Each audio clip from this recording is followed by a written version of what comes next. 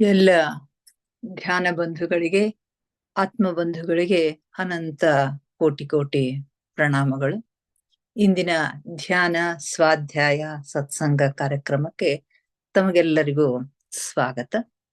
ಮೊಟ್ಟ ಮೊದಲಿಗೆ ನಮ್ಮೆಲ್ಲರ ಧ್ಯಾನ ಗುರುಗಳಾಗಿರ್ತಕ್ಕಂಥ ಪರಮ ಪೂಜ್ಯರಾಗಿರ್ತಕ್ಕಂಥ ಬ್ರಹ್ಮರ್ಷಿ ಪಿತಾಮಹ ಡಾಕ್ಟರ್ ಸುಭಾಷ್ ಪತ್ರಿಜಿಯವರ ಚರಣ ಕಮಲಗಳಿಗೆ ವಂದಿಸುತ್ತ, ಗುರುಮಾತಾ ಸ್ವರ್ಣಮಾಲಾ ಅಮ್ಮನವರ ಪಾದಕಮಲಗಳಿಗೆ ನಮಿಸುತ್ತ, ನಮ್ಮೆಲ್ಲರ ಚೈತನ್ಯ ಶಕ್ತಿಯಾಗಿರ್ತಕ್ಕಂತಹ ಮಹಾವತಾರ್ ಬಾಬಾ ಅವರನ್ನ ಮಂದಿರದಲ್ಲಿ ಸ್ಮರಿಸುತ್ತ, ನನ್ನ ಗುರುಗಳಾದ ತಟ್ವಾಲಿ ಬಾಬಾ, ಬರ್ಫಾನಿ ಬಾಬಾ, ಮಹಾದಾನಂದ ಬಾಬಾಜಿಯವರನ್ನ ನನ್ನ ಹೃದಯ ಮಂದಿರದಲ್ಲಿ ನೆನೆಯುತ್ತ, ನಮ್ಮ ಮಾರ್ಗದರ್ಶಕ ಗುರುಗಳಾಗಿರ್ತಕ್ಕಂಥ ಡಾಕ್ಟರ್ ಜೀವಂದರ ಕೇತಪ್ಪ ಸರ್ ಅವರಿಗೆ ನಮಸ್ಕರಿಸುತ್ತ, ಅಯ್ಯಪ್ಪ ಪಿಂಡಿ ಸರ್ ಅವರಿಗೆ ನಮಸ್ಕರಿಸುತ್ತ, ಎಲ್ಲ ಆಸ್ಟ್ರಲ್ ಮಾಸ್ಟರ್ಸ್ ಗಳಿಗೆ, ಪಿರಾಮಿಡ್ ಮಾಸ್ಟರ್ಸ್ ಗಳಿಗೆ ವಂದಿಸುತ್ತ, ಸೀತಾಮಾತೆ, ಯಶೋಧರಾ ಮಾತೆ, ವಸುಂಧರಾ ಮಾತೆಯರಿಗೆ ನಮಿಸುತ್ತ, ಅವರೆಲ್ಲರ ಚೈತನ್ಯ ಶಕ್ತಿಯೊಂದಿಗೆ ನಮ್ಮ ಚೈತನ್ಯ ಶಕ್ತಿಯನ್ನ ಅನುಸಂಧಾನಗೊಳಿಸುತ್ತಾ ಇಂದಿನ ಸ್ವಾಧ್ಯಾಯವನ್ನ ಪ್ರಾರಂಭಿಸೋಣ.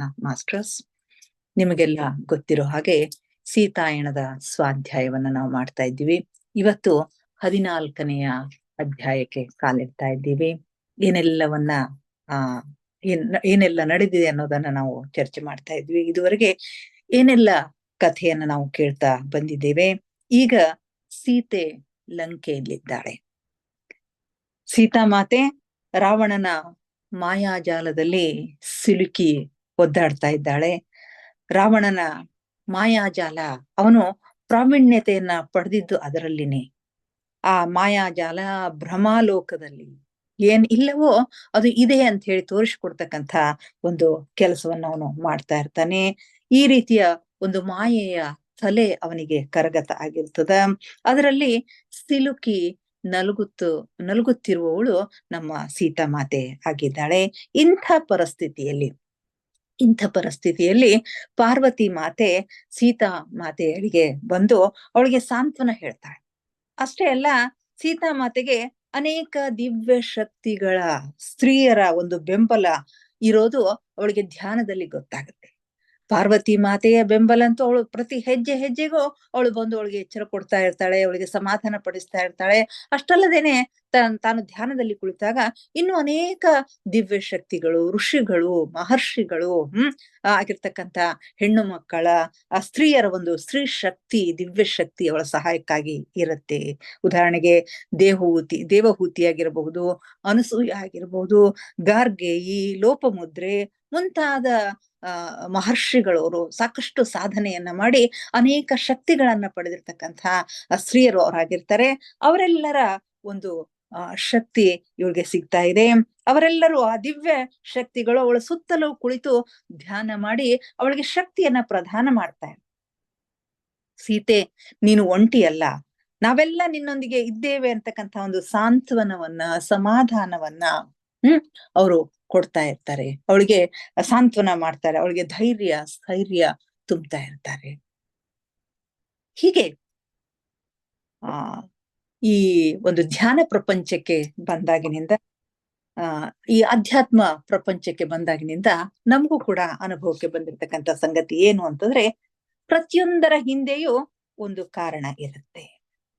ನಮ್ಮ ಬದುಕಿನ ಪ್ರತಿಯೊಂದು ಘಟನೆಯ ಹಿಂದೆ, ನಮ್ಮ ಬದುಕಿನಲ್ಲಿ ಬಂದು ಹೋಗುವ ಪ್ರತಿಯೊಬ್ಬರ ಒಂದು ಹಿಂದೆ ಒಂದು ಕಾರಣ ಇರುತ್ತೆ.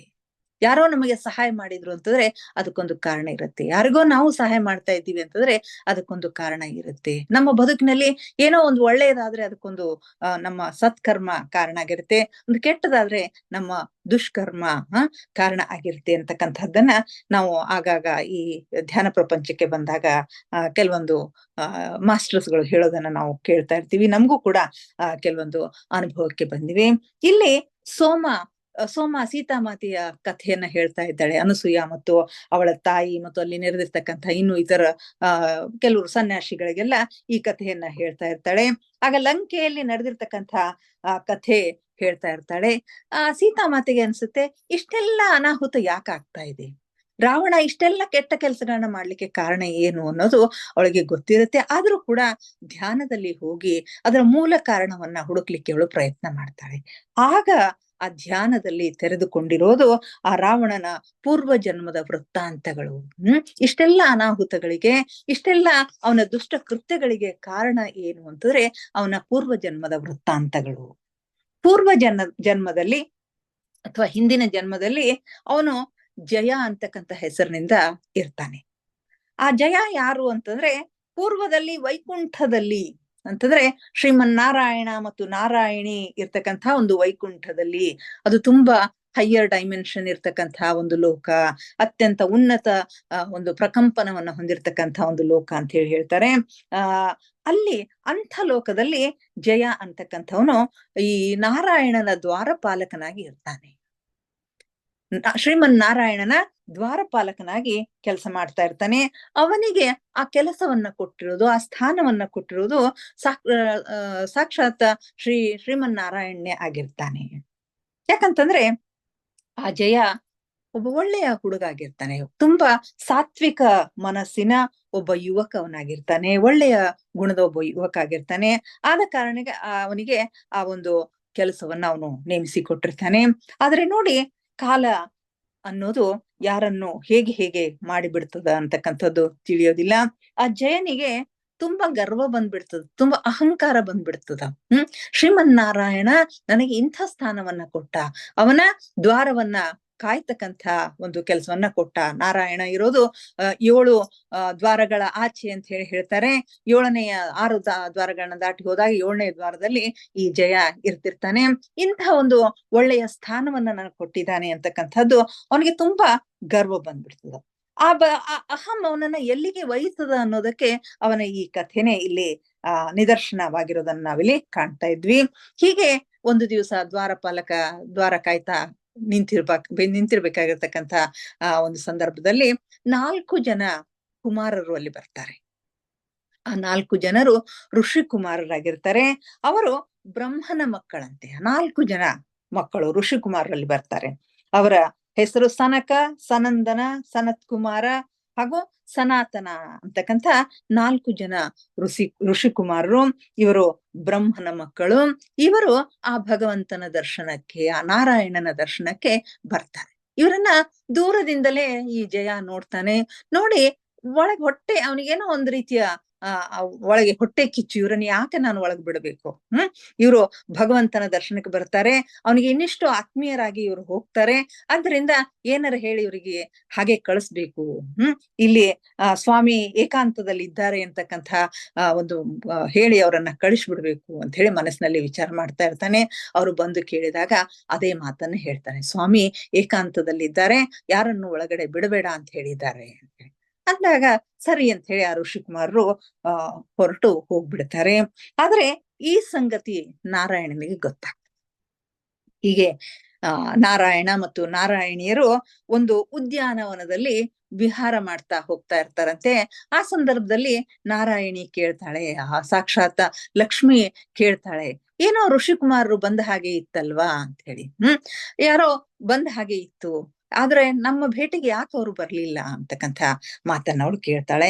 ಆಗ ನಾರಾಯಣ ಹೇಳ್ತಾನೆ, ಹೌದು ಬಂದಿದ್ರು, ಆದ್ರೆ ನಮ್ಮ ದ್ವಾರಪಾಲಕ ಜಯ ಏನಿದ್ದಾನಲ್ಲ, ಅವನು ಅವರನ್ನ ಒಳಗೆ ಬಿಟ್ಟಿಲ್ಲ ಅನ್ನುವಷ್ಟರಲ್ಲಿನೇ ಆ 4 ಜನ ಮಕ್ಕಳು ಋಷಿಕುಮಾರರು ಅಲ್ಲೆಲ್ಲೋ ಹೋಗ್ತಾ ಇರೋದು, ಸ್ವಲ್ಪ ದೂರದಲ್ಲಿ ಹೋಗ್ತಾ ಇರೋದು ಅವರಿಗೆ ಕಾಣಿಸುತ್ತೆ. ಅಗೋ ಇಲ್ಲಿ ಹೋಗ್ತಾ ಇದ್ದಾರೆ, ನಾವೇ ಅವ್ರ ಕಡೆ ಹೋಗೋಣ ಅಂತ ಹೇಳಿ ನಾರಾಯಣ ಇಬ್ರು ಅವ್ರ ಕಡೆಗೆ ಹೋಗ್ತಾರೆ. ಆಗ ಆ ಋಷಿಕುಮಾರರ ಭೇಟಿ ಆಗ್ತಾರೆ. ಯಾಕೆ ನಮ್ಮ ಭೇಟಿಗೆ ಬರ್ಲಿಲ್ಲ ಅಂತ ಪಾರ್ವತಿ ಕೇಳಿದಾಗ ದಯವಿಟ್ಟು ಕ್ಷಮಿಸ್ಬೇಕು ಅಂತ ಹೇಳಿ ಕ್ಷಮೆ ಯಾಚಿಸ್ತಾರೆ. ತಮ್ಮ ದರ್ಶನಕ್ಕೆ ಬರ್ಲಿಕ್ಕೆ ಆಗ್ಲಿಲ್ಲ ಅಂತ ಹೇಳಿ ಕ್ಷಮೆ ಯಾಚಿಸ್ತಾರೆ. ಹೀಗಾಗಿ ಏನೋ ನಾವು ಭೂಮಿಯ ಮೇಲೆ ನಡೀತಕ್ಕಂಥ ಕೆಲವೊಂದು ಘಟನೆಗಳ ಸಮಾಚಾರವನ್ನ ತಿಳಿಸ್ಬೇಕು ಅಂತ ಹೇಳಿ ಬಂದಿದ್ವಿ. ಆಗ ಭೇಟಿ ಆಗದೆ ಇದ್ರೆ ಏನಾಯ್ತು, ಈಗ ನಾವು ಭೇಟಿಯಾಗಿದ್ದೇವೆ ಅಂತ ಹೇಳಿ ಅತ್ಯಂತ ಸಂತೋಷದಿಂದ ಏನೇನ್ ಮಾತಾಡ್ಕೊಳ್ಬೇಕಾಗಿತ್ತೋ ಅದೆಲ್ಲವನ್ನು ಮಾತಾಡ್ಕೊಂಡು ಅವರು ಹೊರಟು ಹೋಗ್ತಾರೆ. ಈ ಜಯನ ವೃತ್ತಾಂತವನ್ನ, ಜಯ ಬಿಡ್ಲಿಲ್ಲ ಮಾಡ್ಲಿಲ್ಲ ಅಂತಕ್ಕಂಥ ವೃತ್ತಾಂತವನ್ನ ಅವ್ರು ಏನೂ ಹೇಳೋದಿಲ್ಲ. ಯಾಕಂದ್ರೆ ಅವರಿಗೂ ಗೊತ್ತಿರುತ್ತೆ ಇವನಲ್ಲಿ ಮೊಳಕೆ ಹೊಡೆದಿರತಕ್ಕಂಥ ಒಂದು ಏನು ಗುಣ ಅಂತಕ್ಕಂಥದ್ದು ಅವರಿಗೂ ಗೊತ್ತಾಗಿರುತ್ತೆ, ನಾರಾಯಣನಿಗೂ ಕೂಡ ಗೊತ್ತಾಗಿರುತ್ತೆ. ಹೀಗೆ ಅವರು ಮಾತಾಡ್ಕೊಂಡು ಹೊರಟು ಬಿಡ್ತಾರೆ. ಅವ್ರು ಹೋದ ತಕ್ಷಣ ಈ ನಾರಾಯಣ ಮತ್ತು ನಾರಾಯಣಿಯರು ಜಯನನ್ನ ಹುಡುಕೊಂಡು ಬರ್ತಾರೆ. ಆ ಈ ಜಯ ಇವ್ರು ಬರೋದನ್ನ ನೋಡ್ತಾನೆ. ನೋಡಿ ಮನಸ್ಸಿನಲ್ಲಿನೇ ಮತ್ತೆ ಏನ್ ಹೇಳಬೇಕು ಕಾರಣ ಅಂತಕ್ಕಂಥದ್ದನ್ನ ಏನೋ ಒಂದು ಸುಳ್ಳನ್ನ ಅವನು ಸಿದ್ಧ ಮಾಡ್ಕೊಂಡು ಕೂತಿರ್ತಾನೆ. ಆಗ ಬಂದು ಆ ನಾರಾಯಣ ಕೇಳ್ತಾನೆ. ಈಗಾಗ್ಲೇ ನಾರಾಯಣನಿಗೆ ಸ್ವಲ್ಪ ಸಂಶಯ ಇರುತ್ತೆ. ಇವನಲ್ಲಿ ಈ ಕೆಲವೊಂದು ಬೀಜಗಳು, ಮತ್ಸರ, ಆಮೇಲೆ ಗರ್ವ, ಮತ್ಸರ ಮುಂತಾದ ಕೆಲವೊಂದು ಬೀಜಗಳು ಮೊಳಕೆ ಒಡಿತಾ ಇವೆ ಅಂತಕ್ಕಂಥ ಒಂದು ಆ ಅನ್ನುವ ಒಂದು ಭಾವನೆ ಅವನಿಗೆ ಗೊತ್ತಾಗಿರುತ್ತೆ, ನಾರಾಯಣನಿಗೆ ಗೊತ್ತಾಗಿರುತ್ತೆ. ಆದ್ರೂ ಕೂಡ ತಮ್ಮ ಸಹವಾಸದಲ್ಲಿದ್ದಾಗ ಅವೆಲ್ಲ ಸುಧಾರಿಸಬಹುದು ಅಂತಕ್ಕಂಥ ಒಂದು ಉದ್ದೇಶದಿಂದ ಅವನಿಗೆ ಆ ಕೆಲಸವನ್ನ ಕೊಟ್ಟಿರ್ತಾರೆ. ಇಲ್ಲಿ ಬಂದು ಯಾಕೆ ಜಯ ಆ ಋಷಿಕುಮಾರರು ಎಷ್ಟೋ ದಿವಸದ ಮೇಲೆ ನಮ್ಮ ಭೇಟಿ ಆಗ್ಲಿಕ್ಕೆ ಬಂದಿದ್ರು, ಅವರನ್ನು ಯಾಕೆ ಬಿಡ್ಲಿಲ್ಲ ಅಂತ ಕೇಳ್ತಾನೆ. ಆಗ ಅವನು ಒಂದು ಸುಳ್ಳು ಹೇಳ್ತಾನೆ. ಏನು ಅಂತಂದ್ರೆ, ಅವರು ತುಂಬಾ ತುಂಟ ಹುಡುಗರು, ತುಂಬಾ ತುಂಟರಾಗಿರ್ತಕ್ಕಂಥ ಬಾಲಕರವರು.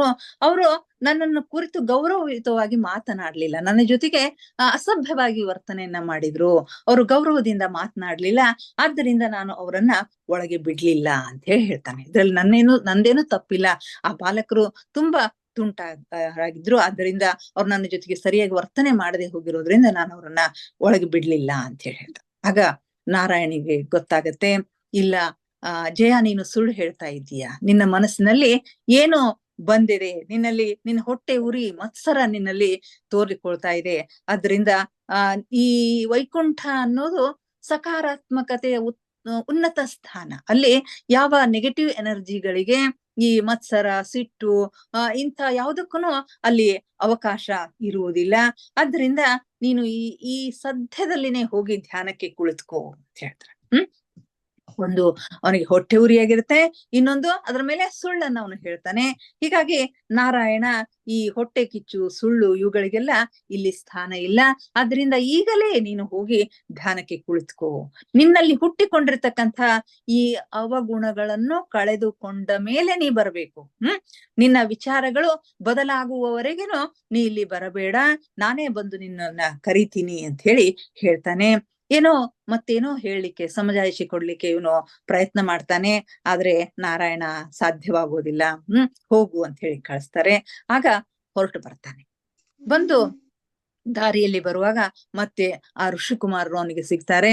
ಅವ್ರಿಗೆ ಬಂದು ಮತ್ತೆ ನೀವೇನ್ ನಾರಾಯಣನ ಎದುರು ನನ್ನ ಬಗ್ಗೆ ಏನು ಚಾಡಿ ಹೇಳಿದ್ರಿ, ಏನು ಕೆಟ್ಟ ಮಾತುಗಳನ್ನ ಆಡಿದ್ರಿ ಅಂತ ಹೇಳಿ ಅವ್ರ ಮೇಲೆ ಮತ್ತೆ ಅಪವಾದವನ್ನು ಹೊರಿಸ್ತಾನೆ. ನಿಮ್ಮನ್ನ ಒಳಗೆ ಬಿಡದೆ ಇದ್ದುದಕ್ಕಾಗಿ ಮಾಡಿದ್ದೀರಿ ಅಂತಕ್ಕಂಥ ಅಪವಾದವನ್ನ ಅವ್ರ ಮೇಲೆ ಹೊರಿಸ್ತಾನೆ. ಆಗ ಆ ಋಷಿಕುಮಾರರು ಅವ್ರಿಗೆಲ್ಲಾನು ಗೊತ್ತಿರುತ್ತೆ, ಆದ್ರೂ ಕೂಡ ನಾವೇನು ಆ ರೀತಿ ಮಾಡಿಲ್ಲ ಅಂತ ಹೇಳ್ತಾರೆ. ಹೇಳಿ ಅವರೊಳಗಿರ್ತಕ್ಕಂಥ ಒಬ್ಬ ಋಷಿಕುಮಾರ್ ಹೇಳ್ತಾನೆ, ನೀನು ಧ್ಯಾನಕ್ಕೆ ಕೂಡು, ಬೇಕಿದ್ರೆ ನಿನಗೆ ಧ್ಯಾನವನ್ನ ನಾನು ಹೇಳ್ಕೊಡ್ತೇನೆ ಅಂತ ಹೇಳ್ತಾನೆ. ಅದು ಇನ್ನಿಷ್ಟು ಅವನಿಗೆ ಸಿಟ್ಟು ಬರುತ್ತೆ. ಹೀಗಾಗಿ ನಿಮ್ಮ ಧ್ಯಾನ ಬೇಡ, ಏನು ಬೇಡ ಅಂತ ಹೇಳಿ ಅವನು ಸಿಟ್ಟಿನಿಂದ ಹಾಗೆ ಮುಂದೆ ಬರ್ತಾನೆ. ಬಂದು ಅಷ್ಟೊತ್ತಿಗೆ ಯಾರು ಹೇಳಿದ್ರು ಅವನು ಧ್ಯಾನಕ್ಕೆ ಕುಳಿತಿಲ್ಲ. ಸ್ವತಃ ನಾರಾಯಣ ಹೇಳ್ತಾನೆ, ನಾರಾಯಣಿ ಹೇಳ್ತಾಳೆ, ಆ ಋಷಿಕುಮಾರರು ಹೇಳ್ತಾರೆ, ಯಾರು ಹೇಳಿದ್ರು ಅವನು ಧ್ಯಾನಕ್ಕೆ ಕುಳಿತುಕೊಳ್ಳೋದಿಲ್ಲ. ಯಾಕಂದ್ರೆ ಕೆಟ್ಟ ಕಾಲಕ್ಕೆ ಕೇಡು ಬುದ್ಧಿ ಅಂತಾರಲ್ಲ, ಆ ರೀತಿಯ ಒಂದು ಬುದ್ಧಿ ಅವನಿಗೆ ಬಂದ್ಬಿಟ್ಟಿದೆ. ಹೀಗಾಗಿ ಮುಂದೆ ಬರೋದ್ರಲ್ಲಿ ಒಬ್ಬ ಹೆಣ್ಣು ಮಗಳು, ಒಬ್ಬ ದೇವಕನ್ಯೆ, ಸುಂದರವಾಗಿರ್ತಕ್ಕಂಥ ಒಬ್ಬ ದೇವಕನ್ಯೆ ಕೆಲವೊಂದು ಹಣ್ಣುಗಳನ್ನ ತೆಗೆದುಕೊಂಡು ಬರ್ತಾ ಇದ್ದಾಳೆ. ಆಗ ಅವನು ಏನೊಂದನ್ನು ವಿಚಾರಿಸದೆ, ಈ ಹಣ್ಣುಗಳನ್ನು ನೀವು ಬಹುಶಃ ಕುಮಾರರಿಗೆ ಕೊಡುತ್ತಿರಬಹುದು, ಕೊಡಿ, ನಾನು ತೆಗೆದುಕೊಂಡು ಹೋಗಿ ಕೊಡ್ತೇನೆ, ನಿಮಗೆ ಸಹಾಯ ಮಾಡ್ತೀನಿ ಅಂತ ಹೇಳಿ ಅವಳಿಂದ ಹಣ್ಣುಗಳನ್ನ ತೆಗೆದುಕೊಳ್ತಾನೆ. ಅವಳು ಬೇಡ ಅಂತ ಹೇಳ್ತಾಳೆ. ಆದ್ರೂ ಕೂಡ ಕೇಳದೇನೆ ಆ ಹಣ್ಣುಗಳನ್ನ ತೆಗೆದುಕೊಳ್ತಾನೆ. ಅಷ್ಟೇ ಅಲ್ಲ, ಅವಳ ಸೌಂದರ್ಯಕ್ಕೆ ಅವನು ಮೋಹಿತನಾಗ್ತಾನೆ. ಅವನ ಬಳಿ ಇನ್ನೊಂದು ಭಾವನೆ ಬೆಳೀತದ, ಅಲ್ಲಿ ಮೋಹ ಬೆಳೀತದ, ಅಲ್ಲಿ ಕಾಮ ಬೆಳೀತದ. ಹೀಗಾಗಿ ಈ ಎಲ್ಲ ಭಾವನೆಗಳು, ಕೆಟ್ಟ ಭಾವನೆಗಳು ಅಲ್ಲಿ ಅವನಲ್ಲಿ ಹುಟ್ಟಿಕೊಂಡಿರೋದ್ರಿಂದ ತಕ್ಷಣವೇ ಮಹಾದೇವಿ ಪ್ರತ್ಯಕ್ಷಳಾಗಿ ಹೇಳ್ತಾಳೆ, ಇಲ್ಲ ಜಯ, ನೀನು ತಪ್ಪು ಮಾಡ್ತಾ ಇದ್ದೀಯಾ, ಇಲ್ಲಿ ಕಾಮವಾಸನೆಗೆ ಸ್ಥಳ ಇಲ್ಲ, ತಕ್ಷಣಕ್ಕೆ ಹೋಗು, ನೀನು ಧ್ಯಾನಕ್ಕೆ ಕೂಡು ಅಂತ ಮತ್ತೆ ಎಚ್ಚರಿಸ್ತಾಳೆ. ಆದ್ರೂ ಕೂಡ ಅವನು ಕೇಳೋದಿಲ್ಲ. ಆಗ ಋಷಿಕುಮಾರರು ಸಿಟ್ಟಿಗೇರಿ ಅವನಿಗೆ ಶಾಪ ಕೊಟ್ಟು ಬಿಡ್ತಾರೆ. ಇದುವರೆಗೆ ನಮಗೆ ಆಗಿರ್ತಕ್ಕಂಥ ಅಪಮಾನವನ್ನ ನಾವು ಸಹಿಸಿಕೊಂಡಿದ್ದೇವೆ, ನಮ್ಮ ಜೊತೆಗೆ ನೀನು ವರ್ತಿಸಿದ ಒಂದು ರೀತಿಯನ್ನ ನೋಡಿದ್ರೆ ಆಗಲೇ ನಿನಗೆ ಶಪಿಸ್ಬೇಕಾಗಿತ್ತು, ಅದನ್ನ ನಾವು ಸಹಿಸ್ಕೊಂಡಿದ್ದೀವಿ. ಆದ್ರೆ ಈಗ ಈ ಹೆಣ್ಣು ಮಗಳ ಬಗ್ಗೆ ನಿನ್ನ ಬಳಿ ಇರ್ತಕ್ಕಂಥ ಒಂದು ವರ್ತನೆ ಏನದಲ್ಲ, ಅದು ಸಹಿಸ್ಲಿಕ್ಕೆ ಸಾಧ್ಯ ಇಲ್ಲದೆ ಇರತಕ್ಕಂಥ ವರ್ತನೆ. ಒಂದು ಹೆಣ್ಣು 3 ಲೋಕದಲ್ಲಿಯೂ ಪೂಜನೀಯವಾಗಿರ್ತಕ್ಕಂಥ ಒಂದು ಹೆಣ್ಣಿನ ಕುರಿತು ನಿನ್ನಲ್ಲಿ ಇಂಥ ಭಾವನೆ ಅಂತ ಹೇಳಿ ಅವನ್ನ ತಿರಸ್ಕಾರದಿಂದ ನೋಡಿ ಆ ಋಷಿಕುಮಾರರು ಅವನಿಗೆ ಶಾಪ ಕೊಡ್ತಾರೆ. ನೀನು ಹೋಗಿ ಈ ಲೌಕಿಕ ಪ್ರಪಂಚದಲ್ಲಿ ಹುಟ್ಟು, 7 ಜನ್ಮಗಳನ್ನ ಅಲ್ಲಿ ನೀನು ಕಳಿಬೇಕು ಅಂತ ಹೇಳಿ ಹೇಳ್ತಾರೆ. ತಕ್ಷಣಕ್ಕೆ ನೀನು ಭೂಮಿಯ ಮೇಲೆ ಹೋಗು, ಅಲ್ಲಿ 7 ಜನ್ಮಗಳನ್ನ ನೀನು ಕಳಿ ಅಂತ ಹೇಳಿ ಶಾಪ ಕೊಡ್ತಾರೆ. ಆಗ ಅವನಿಗೆ ಪಶ್ಚಾತ್ತಾಪ ಆಗುತ್ತೆ. ನಾರಾಯಣಿ ಬರ್ತಾಳೆ, ಅವಳು ಅವನಿಗೆ ಸಮಾಧಾನ ಹೇಳ್ತಾಳೆ, ನಾವು ಹೇಳಿದ್ರೆ ನೀನು ಕೇಳಲಿಲ್ಲ, ಈಗ ನೀನೇ ಹೆಣೆದ ಬಲೆಯಲ್ಲಿ ನೀನು ಬಿದ್ದಿರುವೆ, ಅದನ್ನ ಅನುಭವಿಸು ಅಂತ ಹೇಳಿ ಹೇಳ್ತಾಳೆ. ನಂತರ ನಾರಾಯಣನು ಬರ್ತಾನೆ, ಇದೇನು ಮಾಡ್ಕೊಂಡೆ ಜಯ, ನೀನು ಧ್ಯಾನಕ್ಕೆ ಹೋಗು ಅಂತಂದ್ರು ಕೇಳ್ದೇನೆ ಏನೆಲ್ಲವನ್ನ ಮಾಡ್ಕೊಂಡಿದೀಯಾ ಅಂತಂದಾಗ ಜಯ ಪರಿಪರಿಯಾಗಿ ಬೇಡ್ಕೊಳ್ತಾನೆ, ಏನಾದ್ರೂ ಮಾಡ್ರಿ, ಈ ಶಾಪವನ್ನ ಹಿಂತೆಗೆದುಕೊಳ್ರಿ ಅಂತ ಹೇಳಿ.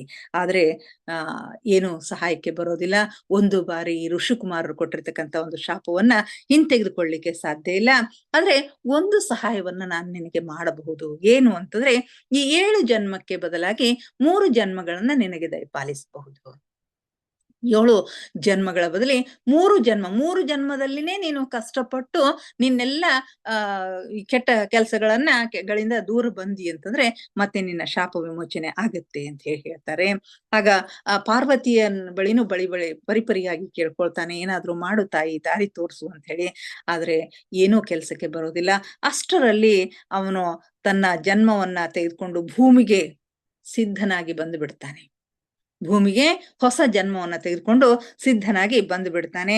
ಇದೆಲ್ಲ ಹಿಂದಿನ ಜನ್ಮದ ವೃತ್ತಾಂತ. ಹಾಗೆ ಬಂದ ಜಯನ ಮೊದಲೇ ಜನ್ಮ ಯಾವುದು ಅಂತಂದ್ರೆ ಹಿರಣ್ಯಕಶ್ಯಪನ ಜನ್ಮ. ಹಾಗೆ ಭೂಮಿಗೆ ಬಂದಿರತಕ್ಕಂಥ ಜಯನ ಮೊದಲ ಜನ್ಮ ಯಾವುದು ಅಂದ್ರೆ ಹಿರಣ್ಯಕಶ್ಯಪನಾಗಿ ಹುಟ್ಟುತ್ತಾನೆ. ಆಗ ಅವನ ಮಗ ಪ್ರಹ್ಲಾದ, ಹಿರಣ್ಯಕಶ್ಯಪ ತುಂಬಾ ದುರಹಂಕಾರಿಯಾಗಿರ್ತಾನೆ. ತಾನೇ ನಾರಾಯಣ ಅಂತ ಹೇಳಿ ಹೇಳ್ತಾ ಇರ್ತಾನೆ. ತನ್ನ ರಾಜ್ಯದಲ್ಲಿರ್ತಕ್ಕಂಥವ್ರು ತನ್ನ ಒಂದು ನಾಮಸ್ಮರಣೆಯನ್ನೇ ಮಾಡಬೇಕು. ಸ್ವತಃ ಮಗ ನಾರಾಯಣನ ನಾಮಸ್ಮರಣೆಯನ್ನ ಮಾಡಿದ್ರೆ ಅವನಿಗೆ ಸಾಕಷ್ಟು ಹಿಂಸಿಸಿ ಅವನನ್ನ ಕೊಲ್ಲಿಕ್ಕೆ ಪ್ರಯತ್ನಿಸ್ತಾನೆ. ಎಂಥ ದಾರುಣ ಸ್ಥಿತಿ! ಹೆತ್ತ ತಂದೆಯೇ ಮಗನನ್ನು ಕೊಲ್ಲುವುದು ಅಂತಂದ್ರೆ ಎಂಥ ನಕಾರಾತ್ಮಕ ಶಕ್ತಿಯನ್ನ ಅವನು ತುಂಬಿಕೊಂಡಿದ್ದ ಅನ್ನೋದು ನಮ್ಗೆ ಗೊತ್ತಾಗತ್ತೆ. ಆದರೆ ನರಸಿಂಹ ಅವತಾರವೆತ್ತಿ ಆ ಭಗವಂತ ನಾರಾಯಣ ಪ್ರಹ್ಲಾದನನ್ನ ಕಾಪಾಡ್ತಾನೆ. ನರಸಿಂಹನ ಅವತಾರವನ್ನು ವಹಿಸಿ ಆ ನಾರಾಯಣನೇ ಪ್ರಹ್ಲಾದನನ್ನ ಕಾಪಾಡೋದಷ್ಟೇ ಅಲ್ದೇನೆ ಹಿರಣ್ಯಕಶ್ಯಪನನ್ನ ಸಂಹಾರ ಮಾಡಿ ಈ ಭೂಮಿಯ ಮೇಲೆ ಅವನ ಅತ್ಯಾಚಾರದಿಂದ ಅವನನ್ನ ಮುಕ್ತಗೊಳಿಸ್ತಾನೆ. ಇದೆಲ್ಲ ಕಥೆಯನ್ನ ಸೀತೆ ಜ್ಞಾಪಿಸ್ಕೊಳ್ತಾಳೆ. ಆ ಜಯನೇ ಹಿರಣ್ಯಕಶ್ಯಪನಾಗಿ ಬಂದದ್ದು, ಅವನೇ ಮುಂದಿನ ಜನ್ಮದಲ್ಲಿ ರಾವಣನಾಗಿ ಬಂದದ್ದು. ಹೀಗಾಗಿ ಆ ಜಯನಾಗಿ ಮಾಡಿರ್ತಕ್ಕಂತಹ ಕರ್ಮಗಳು, ಹಿರಣ್ಯಕಶ್ಯಪನಾಗಿ ಮಾಡಿರ್ತಕ್ಕಂಥ ಕೆಟ್ಟ ಕರ್ಮಗಳು, ಈ ಜನ್ಮದಲ್ಲಿ ರಾವಣನಾಗಿ ಮಾಡ್ತಕ್ಕಂಥ ಕೆಟ್ಟ ಕರ್ಮಗಳು, ಅವುಗಳ ಒಂದು ದೊಡ್ಡ ಮೂಟೆನೆ ಆಗಿದೆ. ಅದು ಬೃಹದಾಕಾರವಾಗಿ ಬೆಳೆದಿದೆ. ಅದಕ್ಕಾಗಿನೇ ಇಷ್ಟೆಲ್ಲ ಕಷ್ಟಗಳು ಈಗ ನಡೀತಾ ಇವೆ ಅಂತಕ್ಕಂಥದ್ದು ಅವಳಿಗೆ ಗೊತ್ತಾಗತ್ತೆ. ಆದ್ರೂ ಒಳಗೆ ತಾಯಿ ಮಾತೆ ಅಲ್ವೇ ಅವಳು. ಜಯ ತನ್ನ ಮಗ, ಅವನನ್ನು ಹೇಗಾದ್ರೂ ಮಾಡಿ ಈ ಕೆಟ್ಟ ಕರ್ಮದಿಂದ ಮುಕ್ತಿಗೊಳಿಸ್ಬೇಕು, ಅವನನ್ನು ಹೇಗಾದ್ರೂ ಮಾಡಿ ಇದರಿಂದ ಹೊರಗೆ ತರಬೇಕು ಅಂತ ಹೇಳವಳು ಪ್ರಯತ್ನ ಮಾಡ್ತಾಳೆ. ಅವನಿಗೆ ಒಂದು ಮನಸ್ಥಿತಿಯಲ್ಲಿ ಬಂದು ಹೇಳ್ತಾಳೆ, ಆ ಧ್ಯಾನದ ಸ್ಥಿತಿಯಲ್ಲಿ ಬಂದು ಹೇಳ್ತಾಳೆ ರಾವಣನಿಗೆ. ಈ ಸದ್ಯಕ್ಕೆ ಅವನ ಧ್ಯಾನದಲ್ಲಿ ಇರ್ತಕ್ಕಂಥ ರಾವಣ ಇರ್ತಾನೆ. ಧ್ಯಾನ ಸ್ಥಿತಿಯಲ್ಲಿ ಬಂದು ಅವನಿಗೆ ಹೇಳ್ತಾಳೆ, ಯಾಕಂದ್ರೆ ಅವನ ಪೂರ್ವ ಜನ್ಮದ ವೃತ್ತಾಂತಗಳನ್ನೆಲ್ಲ ನೆನಪು ಮಾಡಿಕೊಡ್ತಾಳೆ ಇಲ್ಲಿ. ರಾವಣ ಎಲ್ಲೋ ಹೋಗ್ತಾ ಇರ್ತಕ್ಕಂಥವನ್ನ ನಿಲ್ಲಿಸಿ, ಏನು ಮಾಡಿಬಿಟ್ಟೆ ರಾವಣ, ನಿನ್ನ ಮಗನನ್ನೇ ನೀನು ಸಾಯಿಸಿ ಬಿಟ್ಟೆ ಅಲ್ಲ ಅಂತ ಹೇಳಿ ಅವನಿಗೆ ಒಂದು ಕ್ಷಣ ಪಶ್ಚಾತ್ತಾಪ ಆಗ್ತದೆ. ಆಗ ರಾವಣ ಒಂದು ನಿಮಿಷ ವಿಚಲಿತ ಆಗ್ತಾನೆ. ಇಲ್ಲಿ ನಾವು ಗಮನಿಸಬೇಕಾಗಿರ್ತಕ್ಕಂಥ ಅಂಶ ಅಂತಂದ್ರೆ ಇದು ಧ್ಯಾನದಲ್ಲಿ ಆದ ಅರಿವು, ಧ್ಯಾನದಲ್ಲಿ ಸೀತೆಗಾಗಿರ್ತಕ್ಕಂಥ ಅರಿವು, ಧ್ಯಾನದಲ್ಲಿನೇ ಈ ಅರಿವನ್ನ ಆ ರಾವಣನಿಗೆ ಮಾಡ್ಲಿಕ್ಕೆ ಅವಳು ಪ್ರಯತ್ನ ಮಾಡ್ತಾಳೆ. ಅದೇ ಮನಸ್ಥಿತಿಯಲ್ಲಿ ರಾವಣನಿಗೆ ತಿಳಿಸ್ಲಿಕ್ಕೆ ಅವಳು ಪ್ರಯತ್ನವನ್ನ ಮಾಡ್ತಾ ಇರ್ತಾಳೆ. ಯಾಕಂದ್ರೆ ರಾವಣನಿಗೂ ಕೂಡ ಅಂತ ಶಕ್ತಿಗಳು ಇರ್ತಾವ. ಎಲ್ಲರಿಗೂ ಧ್ಯಾನದಲ್ಲಿ ಎಚ್ಚರಿಸ್ಲಿಕ್ಕೆ ಸಾಧ್ಯ ಆಗೋದಿಲ್ಲ. ಆದ್ರೆ ರಾವಣನಿಗೆ ಆ ಶಕ್ತಿಗಳಿರ್ತವೆ. ಅವನ ಮನಸ್ಸಿನಲ್ಲಿ ಹೊಕ್ಕು ಅವನ ಪೂರ್ವ ಜನ್ಮದ ವೃತ್ತಾಂತಗಳನ್ನೆಲ್ಲ ತಿಳಿಸ್ಲಿಕ್ಕೆ ಅವಳು ಪ್ರಯತ್ನ ಮಾಡ್ತಾಳೆ. ಆಗ ರಾವಣ ಒಂದು ನಿಮಿಷ ಸ್ತಂಭೀಭೂತನಾಗ್ತಾನೆ. ಇದೇನು ಹೇಳ್ತಾ ಇದ್ದಾಳೆ ಹೇಳುತ್ತಿರುವಿ? ನಾನೇ ನನ್ನ ಮಗನ ಸಾಯಿಸಿದವನು ನಾನೇನೆ? ನಾನು ಅಂಥವನಿದ್ದೀನಾ? ಅಂತ ಹೇಳಿ ಅವನು ಒಂದು ಕ್ಷಣ ಸ್ತಂಭೀಭೂತನಾಗ್ತಾನೆ. ಆಮೇಲೆ ಇದೇನು ಹೇಳುತ್ತಿರುವೆ ಅಂತ ಹೇಳಿ ಇದು ಮಾಡ್ತಾನೆ. ಕೊನೆಗೆ ಆ ಒಂದು ಏನೋ ಒಂದು ಮನಸ್ಥಿತಿಯಲ್ಲಿ, ಒಂದು ಗೊಂದಲದ ಮನಸ್ಥಿತಿಯಲ್ಲಿ ಇರಬೇಕಾದಂತ ಸಂದರ್ಭದಲ್ಲಿ ಮಾತೆ ಹೇಳ್ತಾಳೆ, ಇಲ್ಲ, ಎಲ್ಲರನ್ನೂ ನೀನು ಸಾಯಿಸ್ಲಿಲ್ಲ. ಪ್ರಹ್ಲಾದನನ್ನ ಸ್ವಾಮಿ ನಾರಾಯಣನೇ ಬಂದು ಕಾಪಾಡಿದ್ದಾನೆ. ಆದರೆ ನೀನು ಆ ಮನಸ್ಥಿತಿಯಿಂದ ಹೊರಗೆ ಬರಬೇಕು. ಆ ಕೆಟ್ಟ ಮನಸ್ಥಿತಿಯಿಂದ ನೀನು ಹೊರಗೆ ಬಾ. ನಿನ್ನ ಆ ನೋವಿನಿಂದ ಹೊರಗೆ ಬಾ ಅಂತ ಹೇಳಿ ಅವನಿಗೆ ಹೇಳಲಿಕ್ಕೆ ಪ್ರಯತ್ನ ಮಾಡ್ತಾಳೆ. ಆದ್ರೆ ರಾವಣ ತಕ್ಷಣಕ್ಕೆ ತನ್ನ ಮಾಮೂಲು ಮನಸ್ಥಿತಿಯಿಂದನೇ ಹೊರಗೆ ಬರ್ತಾನೆ. ಛೇ, ಇದೇನನ್ನ ಹೇಳ್ತಾ ಇದ್ದಿ, ಇದು ಸಾಧ್ಯ ಇಲ್ಲ ಅಂತ ಹೇಳಿ ಅವನು ಹೊರಗೆ ಬಂದ್ಬಿಡ್ತಾನೆ. ಇಲ್ಲಿ ನಾವು ಅರ್ಥ ಮಾಡಿಕೊಳ್ಳಬೇಕಾದದ್ದು ಏನು ಅಂತಂದ್ರೆ, ಸೀತಾಮಾತೆ ಒಂದೊಂದೇ ಹಂತದಲ್ಲಿ ಅವನಲ್ಲಿರುವ ಆ ನೋವು, ದುಃಖ, ನಕಾರಾತ್ಮಕ ಶಕ್ತಿಗಳನ್ನ ಹೊರತರಲಿಕ್ಕೆ ಅವಳು ಪ್ರಯತ್ನ ಮಾಡ್ತಾಳೆ. ಒಂದೊಂದೋ ಹಂತದಲ್ಲಿ ರಾವಣನಲ್ಲಿ ಇರ್ತಕ್ಕಂಥ ಆ ನಕಾರಾತ್ಮಕ ಶಕ್ತಿಗಳು, ಆ ನೋವು, ಆ ದುಃಖ, ನಕಾರಾತ್ಮಕ ಶಕ್ತಿಗಳನ್ನ ಹೊರತರಲಿಕ್ಕೆ ಪ್ರಯತ್ನ ಮಾಡ್ತಾ ಇರ್ತಾಳೆ. ಅವನಿಗೆ ತಿಳಿಸ್ಲಿಕ್ಕೆ ಪ್ರಯತ್ನ ಮಾಡ್ತಾ ಇರ್ತಾಳೆ. ಇದೆಲ್ಲಕ್ಕೂ ಕಾರಣ ಏನು ಅನ್ನುವುದನ್ನ ಅವನಿಗೆ ಅರ್ಥ ಮಾಡಿಸ್ಲಿಕ್ಕೆ ಪ್ರಯತ್ನ ಮಾಡ್ತಾ ಇರ್ತಾಳೆ. ಆದ್ರೆ ಇದ್ಯಾವುದು ಅವನಿಗೆ ಅರ್ಥ ಆಗೋದಿಲ್ಲ. ಆ ಸಂದರ್ಭದಲ್ಲಿ ಅರ್ಥ ಆಗೋದಿಲ್ಲ. ಸರಿ, ಹೀಗೆ ಮತ್ತೆ ತನ್ನ ಧ್ಯಾನ ಸ್ಥಿತಿಗೆ ಹೋಗ್ತಾಳೆ. ಆಹಾರ, ನೀರು ಎಲ್ಲವನ್ನೂ ಬಿಟ್ಟು ಅಶೋಕವನದಲ್ಲಿ ಅವಳು ಮತ್ತೆ ಧ್ಯಾನದಲ್ಲಿ ಹೋಗ್ತಾಳೆ. ಮಂಪರೋ ಸ್ಥಿತಿಯಲ್ಲಿ ಇರ್ತಾಳೆ. ಆಗ ಪಾರ್ವತಿ ಮಾತೆ ಬರ್ತಾಳೆ. ಬಂದು ಹೇಳ್ತಾಳೆ, ಏನು ಯೋಚಿಸಬೇಡ ಸೀತೆ, ರಾಮ ಬರ್ತಾ ಇದ್ದಾನೆ. ಎಲ್ಲ ಸೈನ್ಯವನ್ನ ಕಟ್ಟಿಕೊಂಡು ರಾಮ ಬರ್ತಾ ಇದ್ದಾನೆ. ಆಗ ಸೀತೆ ಇನ್ನೂ ಮಂಪರ್ನಲ್ಲಿ ಇರ್ತಾಳೆ. ನಾನು ಎಲ್ಲಿದ್ದೇನೆ, ಏನ್ ನಡೀತಾ ಇದೆ ಅಂತ ಹೇಳಿ ಕೇಳ್ತಾಳೆ. ಆಗ ಪಾರ್ವತಿ ಮಾತೆ, ನೀನು ಸಶರೀರವಾಗಿ ರಾವಣನ ಅಶೋಕವನದಲ್ಲಿ ಮರದ ಕೆಳಗೆ ಕುಳಿತಿದ್ದೀಯಾ.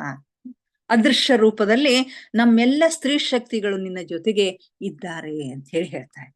ನೀನು ಅಶೋಕವನದಲ್ಲಿಯೇ ಇದ್ದೀಯಾ, ನಿನ್ನ ಜೊತೆಗೆ ನಮ್ಮೆಲ್ಲ ಸ್ತ್ರೀ ಶಕ್ತಿಗಳು ಅದೃಶ್ಯ ರೂಪದಲ್ಲಿ ಇದ್ದಾರೆ, ನಾವೆಲ್ಲರೂ ನಿನ್ನ ಜೊತೆಗೆ ಇದ್ದೇವೆ ಅಂತ ಹೇಳಿ ಹೇಳ್ತಾಳೆ. ಆಗ ರಾಮ ಎಲ್ಲಿ ಅಂತಂದಾಗ ಅವನ ಜೊತೆಗಿನ ಕೊಂಡಿ ಕಳಚಿ ಹೋಗಿದೆ, ರಾಮ ಎಲ್ಲಿ ಅಂತ ಹೇಳಿ ಅವಳು ಕಳವಳದಿಂದ ಕೇಳಿದಾಗ ಪಾರ್ವತಿ ಮಾತೆ ಹೇಳ್ತಾಳೆ, ಚಿಂತಿಸಬೇಡ, ಅವನು ಸೈನ್ಯ ಸಮೇತನಾಗಿ ಸುಸಜ್ಜಿತವಾದ ಸೈನ್ಯವನ್ನ ತೆಗೆದುಕೊಂಡು ಬರ್ತಾ ಇದ್ದಾನೆ. ಅಲ್ಲಿಯವರೆಗೆ ನಾವೆಲ್ಲ ನಿನ್ನ ಜೊತೆಗೆ ಇದ್ದೇವೆ ಅಂತ ಹೇಳಿ ಪರಿಪರಿಯಾಗಿ ಸಾಂತ್ವನವನ್ನ ಹೇಳ್ತಾಳೆ. ಯಾವುದೇ ಕಾರಣಕ್ಕೂ ಇಲ್ಲಿನ ಜಲ ಮತ್ತು ಆಹಾರವನ್ನ ಸ್ವೀಕರಿಸಬೇಡ ಅಂತ ಹೇಳ್ತಾಳೆ ಪಾರ್ವತಿ ಮಾತೆ. ಅಷ್ಟೇ ಅಲ್ಲದೇನೆ, ನೀನು ಯಾವುದೇ ಕಾರಣಕ್ಕೂ ಈ ರಾವಣನ ನೆಲದಲ್ಲಿರ್ತಕ್ಕಂಥ ಒಂದು ನೀರನ್ನ ಮತ್ತು ಆಹಾರವನ್ನ ಸ್ವೀಕರಿಸಬೇಡ. ಅಷ್ಟೇ ಅಲ್ಲ, ನೀನು ನಿದ್ರೆಗೂ ಕೂಡ ಜಾರಬೇಡ ಅಂತ ಹೇಳ್ತಾಳೆ. ನಿದ್ರೇನೂ ಕೂಡ ಮಾಡಬೇಡ. ಇದೆಲ್ಲ ಒಂದು ಮಾಯಾ ಪ್ರಪಂಚ. ಬಂದ ದಿವಸ ಒಂದು ಹನಿ, ಒಂದು ಗುಟುಕು ನೀರನ್ನು ಕುಡಿದಿರೋದ್ರಿಂದ ಏನೆಲ್ಲ ಮಾಯೆಯ ಒಂದು ಅನುಭವವನ್ನ ನೀನು ಪಡೆದಿದ್ದೀಯಾ, ನಿನಗದು ಗೊತ್ತೇ ಇದೆ. ಹೀಗಾಗಿ ನಿನ್ನ ಬಲವನ್ನ ಕುಗ್ಗಿಸಲಿಕ್ಕೆ, ನಿನ್ನ ಶಕ್ತಿಯನ್ನು ಕುಗ್ಗಿಸ್ಬೇಕೆಂದೇ ಅವನು ಇದೆಲ್ಲವನ್ನ ಮಾಡ್ತಾ ಇದ್ದಾನೆ. ಇದರಿಂದ ನೀನು ತುಂಬಾ ಎಚ್ಚರಿಕೆಯಿಂದ ಇರಬೇಕು. ಯಾವ ಕಾರಣಕ್ಕೂ ಇಲ್ಲಿಯ ನೀರನ್ನ ಮುಟ್ಟಬೇಡ, ಊಟವನ್ನ ಮುಟ್ಟಬೇಡ. ನಿನಗೆ ನಾನು ಸಹಾಯ ಮಾಡ್ತೀನಿ, ಮೇಲಿನಿಂದ ನಿನಗೆ ಅಮೃತ ಸಿಂಚನವನ್ನ ಮಾಡ್ತೀನಿ, ನಿನಗೇನು ಆಗದ ಹಾಗೆ ನಾನು ನೋಡ್ಕೊಳ್ತೀನಿ ಅಂತ ಹೇಳಿ ಪಾರ್ವತಿ ಮಾತೆ ಹೇಳ್ತಾಳೆ. ಸೀತಾಮಾತೆ ಮತ್ತೆ ಧ್ಯಾನಕ್ಕೆ ಮಗ್ನ ಆಗ್ತಾಳೆ. ಪಾರ್ವತಿ ಮಾತೆ ಮತ್ತೊಂದು ಮಾತನ್ನ ಹೇಳ್ತಾಳೆ. ಮಹಾದೇವನ ಶಕ್ತಿಯಾದ ಹನುಮಂತ ನಿನ್ನ ಬಳಿಗೆ ಬರ್ತಾನ. ಮಹಾದೇವನ ಶಕ್ತಿಯಾಗಿರ್ತಕ್ಕಂಥ ಮಹಾದೇವನೇ ಹನುಮಂತನ ರೂಪದಲ್ಲಿ ಇವಳ ಸಹಾಯಕ್ಕೆ ಬಂದಿರ್ತಾನೆ. ಅವನು ಬರ್ತಾನೆ. ಅವನು ಪರಮ ರಾಮ ಭಕ್ತ ಹನುಮಂತ. ನಿನಗೆ ಎಲ್ಲ ರೀತಿಯ ಸಹಾಯವನ್ನ ಮಾಡ್ತಾನೆ, ಯೋಚಿಸಬೇಡ, ನಾನು ನಿನ್ನ ಜೊತೆಗೆ ಸದಾ ಇರುತ್ತೇನೆ ಅಂತ ಹೇಳಿ ಒಂದು ಪುಟ್ಟ ಬಿಳಿಯ ಪಕ್ಷಿಯಾಗಿ ಆ ಗಿಡದ ಮೇಲೆ ಹೋಗಿ ಪಾರ್ವತಿ ಮಾತೆ ಕುಳಿತುಕೊಳ್ತಾಳೆ. ಆಗ ಸೀತೆಗೆ ನೆನಪಾಗುತ್ತೆ, ಹಿಂದೊಮ್ಮೆ ಆ ಪರಮೇಶ್ವರ ಗಣೇಶನ ತಲೆಯನ್ನ ಕಡೆದಾಗ ಪಾರ್ವತಿ ಮಾತೆ ತುಂಬಾ ದುಃಖದಲ್ಲಿ ಇರ್ತಾಳೆ. ಆಗ ಸಾಂತ್ವನವನ್ನು ಹೇಳಲಿಕ್ಕೆ ಅವಳ ಜೊತೆಗೆ ಈ ನಾರಾಯಣಿ ಹೋಗಿರ್ತಾಳೆ. ಅವನ ಆತ್ಮವನ್ನ ಕೈಯಲ್ಲಿ ಹಿಡ್ಕೊಂಡು, ಗಣೇಶನ ಆತ್ಮವನ್ನ ಕೈಯಲ್ಲಿ ಹಿಡಿದುಕೊಂಡು ಮತ್ತೊಂದು ಜನ್ಮವನ್ನು ತಾಳುವವರೆಗೇನೋ ಅವಳ ಜೊತೆಗೆ ಇದ್ದು ಅವಳಿಗೆ ಸಾಂತ್ವನ ಹೇಳಿ ಸಮಾಧಾನವನ್ನ ಮಾಡಿರ್ತಾಳೆ. ಆ ಕಾರಣದಿಂದ ಆ ಒಂದು ನಂಟು, ಆ ಒಂದು ಉಪಕಾರ ಸ್ಮರಣೆ ಪಾರ್ವತಿಗೆ ಸೀತೆಯ ಮೇಲೆ ಇರುತ್ತೆ. ಅದರ ಪರಿಣಾಮವಾಗಿನೇ ಪಾರ್ವತಿ ಮಾತೆ ಈಗ ಈ ನಾರಾಯಣಿಗೆ ಸಹಾಯ ಮಾಡ್ಲಿಕ್ಕೆ ಅವಳು ಇರುವಷ್ಟು ಕಾಲ ಆ ಒಂದು ಗಿಡದ ಮೇಲೆ ಪ್ರತಿ ಹೆಜ್ಜೆ ಹೆಜ್ಜೆಗೂ ಅವಳಿಗೆ ಸಹಾಯಕಳಾಗಿ ಅವಳಿಗೆ ಮಾರ್ಗದರ್ಶನ ಮಾಡ್ತಾ ಪಾರ್ವತಿ ಮಾತೆ ಇರ್ತಾಳೆ. ಇಲ್ಲಿ ಇದು ಕೇವಲ ಅವರಿಗಷ್ಟೇ ಪಾಠ ಅಲ್ಲ, ನಮಗೆಲ್ಲರಿಗೂ ಒಂದು ಪಾಠ. ಏನು ಇಲ್ಲಿ ಅರ್ಥ ಮಾಡ್ಕೊಳ್ಬೇಕಾಗಿರ್ತಕ್ಕಂಥ ನಮಗೆಲ್ಲರಿಗೂ ಇರ್ತಕ್ಕಂಥ ಪಾಠ ಏನು ಅಂತಂದ್ರೆ, ಒಬ್ಬರ ಸಂಕಷ್ಟಕ್ಕೆ ನಾವು ಮರುಕಪಟ್ಟಾಗ, ಅವರ ಜೊತೆಗೆ ನಿಂತಾಗ, ನಾವಿದ್ದೇವೆ ಅಂತಕ್ಕಂಥ ಒಂದು ಧೈರ್ಯವನ್ನ ಕೊಟ್ಟಾಗ, ಒಂದು ಸಕಾರಾತ್ಮಕ ಕರ್ಮ ಅಲ್ಲಿ ಸೃಷ್ಟಿಯಾಗ್ತದೆ. ಒಂದು ಒಳ್ಳೆಯ ಕರ್ಮ ಅಲ್ಲಿ ಸೃಷ್ಟಿಯಾಗ್ತದ.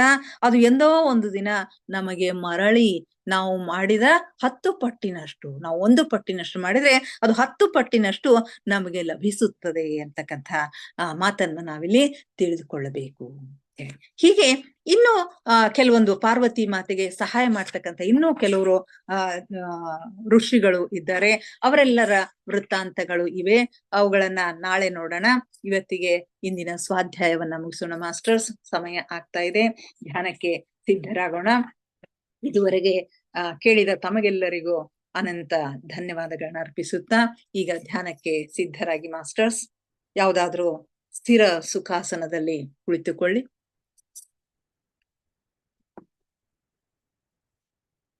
ಚೇರ್ ಮೇಲೆ ಕುಳಿತಿದ್ರೆ ಕಾಲುಗಳನ್ನ ಕ್ರಾಸ್ ಮಾಡ್ಕೊಳ್ರಿ. ಕೈ ಬೆರಳುಗಳನ್ನ ಒಂದ್ರೊಳಗೊಂದು ಹಾಕೊಳ್ರಿ. ಕಣ್ಣುಗಳನ್ನ ನಿಧಾನವಾಗಿ ಮುಚ್ಚಿ, ಮುಖದ ಮೇಲೆ ಮಂದಹಾಸವಿರಲಿ. ದೇಹದ ಯಾವ ಭಾಗದಲ್ಲಿಯೂ ಬಿಗಿತ ಬೇಡ. Relax relax relax please.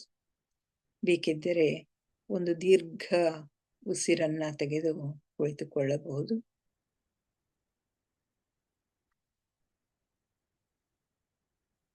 ಮೊಟ್ಟ ಮೊದಲಿಗೆ ನಮ್ಮೆಲ್ಲರ ಧ್ಯಾನ ಗುರುಗಳಾಗಿರ್ತಕ್ಕಂಥ ಪರಮ ಪೂಜ್ಯರಾಗಿರ್ತಕ್ಕಂಥ ಬ್ರಹ್ಮರ್ಷಿ ಪಿತಾಮಹ ಡಾಕ್ಟರ್ ಸುಭಾಷ್ ಪತ್ರಿಜಿಯವರ ಚರಣ ಕಮಲಗಳಿಗೆ ವಂದಿಸುತ್ತ, ಗುರುಮಾತಾ ಸ್ವರ್ಣಮಾಲಾ ಅಮ್ಮನವರ ಪಾದಕಮಲಗಳಿಗೆ ನಮಿಸುತ್ತ, ನಮ್ಮೆಲ್ಲರ ಗುರುಗಳಾಗಿರ್ತಕ್ಕಂಥ ತಟ್ವಾಲಿ ಬಾಬಾ, ಬರ್ಫಾನಿ ಬಾಬಾ, ಮಹದಾನಂದ ಬಾಬಾ ಅವರನ್ನ ಹೃನ್ಮಂದಿರದಲ್ಲಿ ಸ್ಮರಿಸುತ್ತ, ನಮ್ಮೆಲ್ಲರ ಚೈತನ್ಯ ಶಕ್ತಿಯಾಗಿರ್ತಕ್ಕಂಥ ಮಹಾವತಾರ್ ಬಾಬಾ ಅವರನ್ನ ಹೃನ್ಮಂದಿರದಲ್ಲಿ ಸ್ಮರಿಸುತ್ತ, ನಮ್ಮ ಮಾರ್ಗದರ್ಶಕ ಗುರುಗಳಾಗಿರ್ತಕ್ಕಂಥ ಡಾಕ್ಟರ್ ಜೀವಂದರ್ ಕೇತಪ್ಪ ಸರ್ ಅವರಿಗೆ ವಂದಿಸುತ್ತ, ಅಯ್ಯಪ್ಪ ಪಿಂಡಿ ಸರ್ ಅವರಿಗೆ ವಂದಿಸುತ್ತ, ಸೀತಾಮಾತೆ, ಯಶೋಧರಾ ಮಾತೆ, ವಸುಂಧರಾ ಮಾತೆಯರಿಗೆ ವಂದಿಸುತ್ತ, ಎಲ್ಲ ಆಸ್ಟ್ರಲ್ ಮಾಸ್ಟರ್ಸ್ಗಳಿಗೆ, ಪಿರಮಿಡ್ ಮಾಸ್ಟರ್ಸ್ಗಳಿಗೆ ವಂದಿಸುತ್ತ, ಅವರೆಲ್ಲರ ಚೈತನ್ಯ ಶಕ್ತಿಯೊಂದಿಗೆ ನಮ್ಮ ಚೈತನ್ಯ ಶಕ್ತಿಯನ್ನ ಅನುಸಂಧಾನಗೊಳಿಸುತ್ತ, ಅವರೆಲ್ಲರನ್ನು ನಮ್ಮ ಈ ಧ್ಯಾನಕ್ಕೆ ಆತ್ಮಪೂರ್ವಕವಾಗಿ ಆಹ್ವಾನಿಸುತ್ತ, ಅವರೆಲ್ಲರೂ ಜ್ಯೋತಿ ಸ್ವರೂಪದಲ್ಲಿ ಬಂದು ನಮ್ಮ ಜೊತೆಗೆ ಕುಳಿತು ಧ್ಯಾನಿಸುತ್ತಿದ್ದಾರೆ ಎಂದು ಭಾವಿಸಿಕೊಳ್ಳುತ್ತ ನಾವಿಂದಿನ ಧ್ಯಾನಕ್ಕೆ ತೊಡಗಿಕೊಳ್ಳೋಣ ಮಾಸ್ಟರ್ಸ್.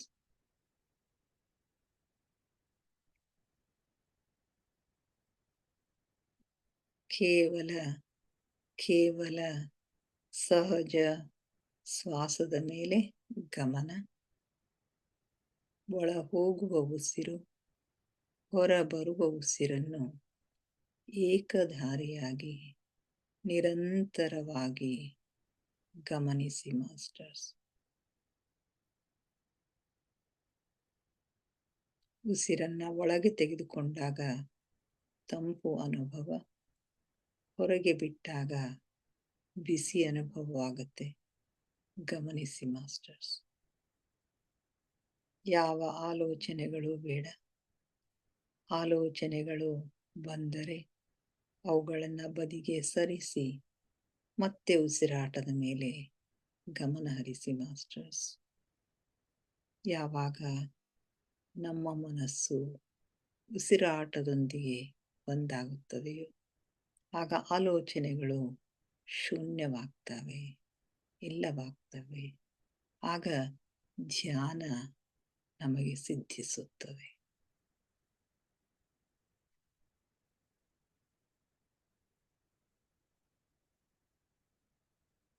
ನಮ್ಮ ಉಚ್ಛ್ವಾಸ ನಿಶ್ವಾಸದ ಮಧ್ಯಬಿಂದು, ಅದುವೇ ನಮ್ಮ ಧ್ಯಾನ ಬಿಂದು, ಅದುವೇ ನಮ್ಮ ಶೂನ್ಯ ಬಿಂದು. ಅಲ್ಲಿಯೇ ನಮ್ಮ ಒಳ ಜಗತ್ತು ತೆರೆದುಕೊಳ್ಳುತ್ತದೆ.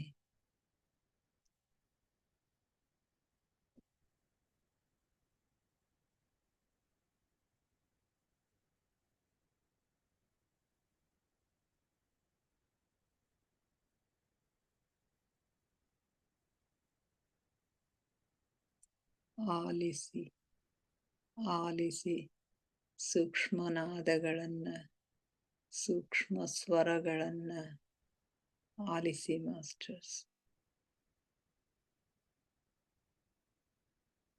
ಜೀರುಂಡೆಯ ನಾದವನ್ನು ಆಲಿಸಿ, ಘಂಟಾನಾದವನ್ನು ಆಲಿಸಿ, ಓಂಕಾರನಾದವನ್ನು ಆಲಿಸಿ. ಎಷ್ಟು ಸೂಕ್ಷ್ಮಗಳನ್ನು ಆಲಿಸಲು ನೀವು ಸಮರ್ಥರಾಗುವಿರೋ ಅಷ್ಟು ಒಳ ಜಗತ್ತಿನ, ಮೇಲ್ಜಗತ್ತಿನ, ಸೂಕ್ಷ್ಮ ಜಗತ್ತಿನ ಆಗುಹೋಗುಗಳು ನಿಮಗೆ ಸ್ಪಷ್ಟವಾಗಿ ಗೋಚರಿಸುತ್ತವೆ ಮಾಸ್ಟರ್ಸ್. ಸಾಧ್ಯವಾದಷ್ಟು ನಿಮ್ಮ ಒಳಧ್ವನಿಯನ್ನು, ನಿಮ್ಮ ಆಂತರಿಕ ಧ್ವನಿಯನ್ನು ಆಲಿಸುವ ಪ್ರಯತ್ನ ಮಾಡಿ.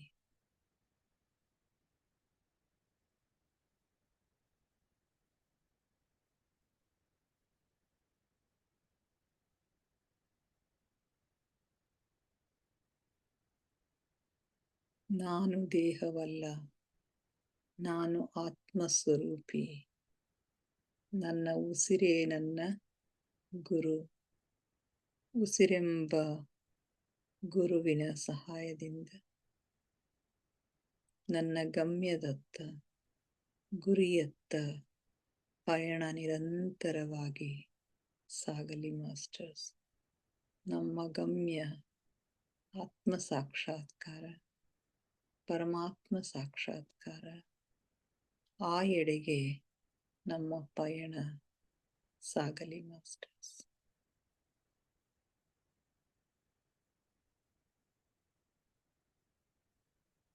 ಧ್ಯಾನ ಆಳವಾಗುತ್ತಿದೆ, ಉಸಿರು ನಿಧಾನವಾಗ್ತಾ ಇದೆ. ಉಸಿರು ನಿಧಾನವಾಗುತ್ತಾ ನಿಧಾನವಾಗುತ್ತಾ ಚಿಕ್ಕದಾಗುತ್ತಾ ಚಿಕ್ಕದಾಗುತ್ತಾ ನಮ್ಮ ಭ್ರೂ ಮಧ್ಯದಲ್ಲಿ, ನಮ್ಮ ಆಜ್ಞಾ ಚಕ್ರದಲ್ಲಿ ಸ್ಥಿರಗೊಳ್ಳುತ್ತೆ ಮಾಸ್ಟರ್ಸ್. ಆಗ ಆಜ್ಞಾ ಚಕ್ರ ಜಾಗೃತ ಆಗುತ್ತೆ, ಥರ್ಡ್ ಐ ಆಕ್ಟಿವೇಟ್ ಆಗುತ್ತೆ. ಅಲ್ಲಿ ಹಲವು ಬಣ್ಣಗಳು, ಹಲವು ದೃಶ್ಯಗಳು.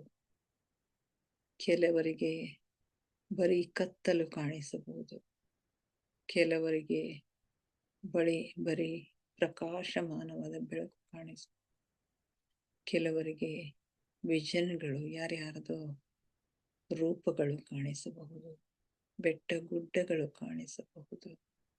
ಏನು ಕಾಣಿಸುತ್ತದೆಯೋ ಅದನ್ನು ಅನುಭವಿಸಿ ಮಾಸ್ಟರ್ಸ್.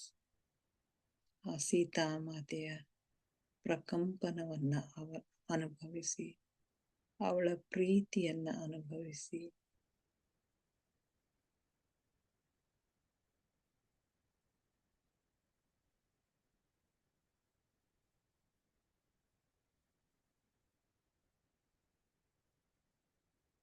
ಆಳವಾದ ಧ್ಯಾನವೆಂಬ ಹಾಲ್ಗಡಲಿನಲ್ಲಿ ನಿಮ್ಮನ್ನು ನೀವು ಮುಳುಗಿಸಿ ಮಾಸ್ಟರ್ಸ್.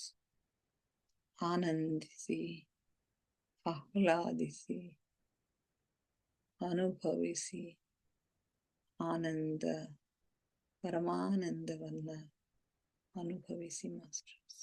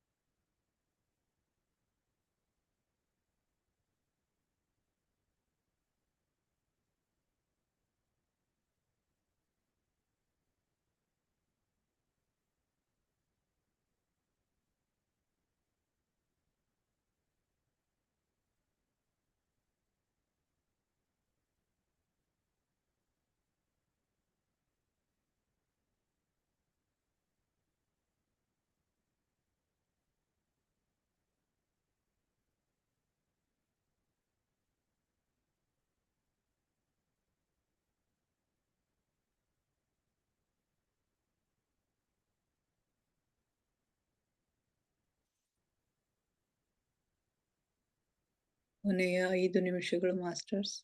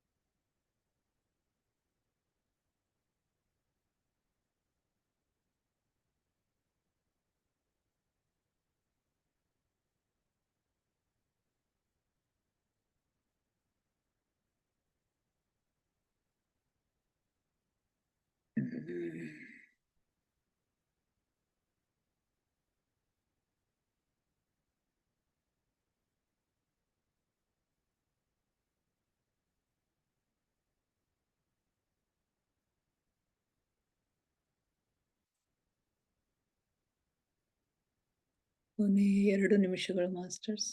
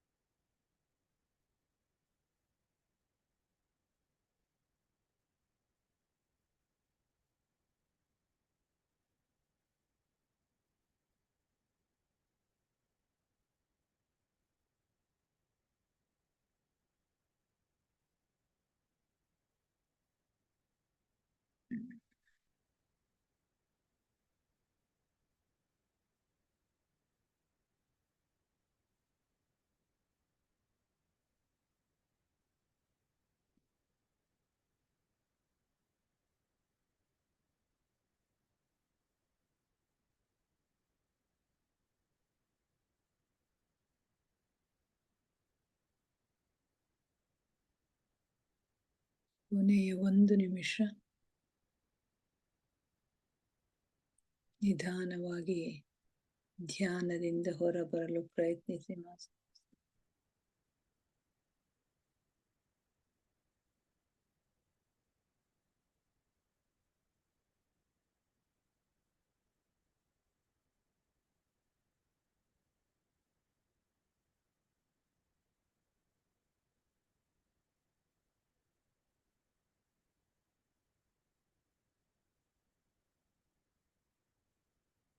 Thirty seconds.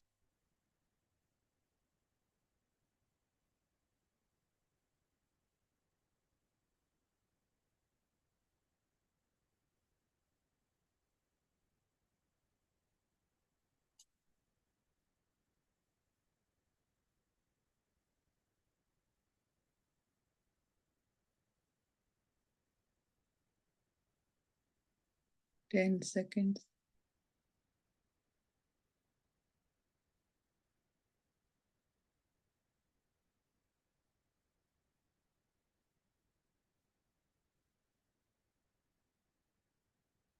Five, 4, 3, 2, 1, 0.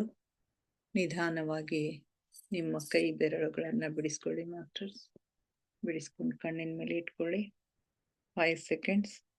5, 4, 3, 2, 1, 0. ನಿಧಾನವಾಗಿ ಕಣ್ಣಿನ ಮೇಲಿನ ಕೈಗಳನ್ನ ತೆಗೀರಿ ಮಾಸ್ಟರ್ಸ್. ಕಣ್ಣುಗಳನ್ನ ನಿಧಾನವಾಗಿ ಓಪನ್ ಮಾಡಿ. Thank you, thank you, thank you everybody. ನಮ್ಮ ಧ್ಯಾನಕ್ಕೆ ಶಕ್ತಿಯನ್ನ ನೀಡಿ ನಮ್ಮೊಂದಿಗೆ ಕುಳಿತು ಧ್ಯಾನ ಮಾಡಿದ ಎಲ್ಲ ಮಾಸ್ಟರ್ಸ್ಗಳಿಗೆ ಅನಂತ ಕೋಟಿ ಕೋಟಿ ಧನ್ಯವಾದಗಳನ್ನ ಅರ್ಪಿಸುತ್ತಾ ತಮಗೆಲ್ಲರಿಗೂ ಮತ್ತೊಮ್ಮೆ ಧನ್ಯವಾದಗಳನ್ನ ಸಲ್ಲಿಸುತ್ತಾ thank you, thank you, thank you everybody.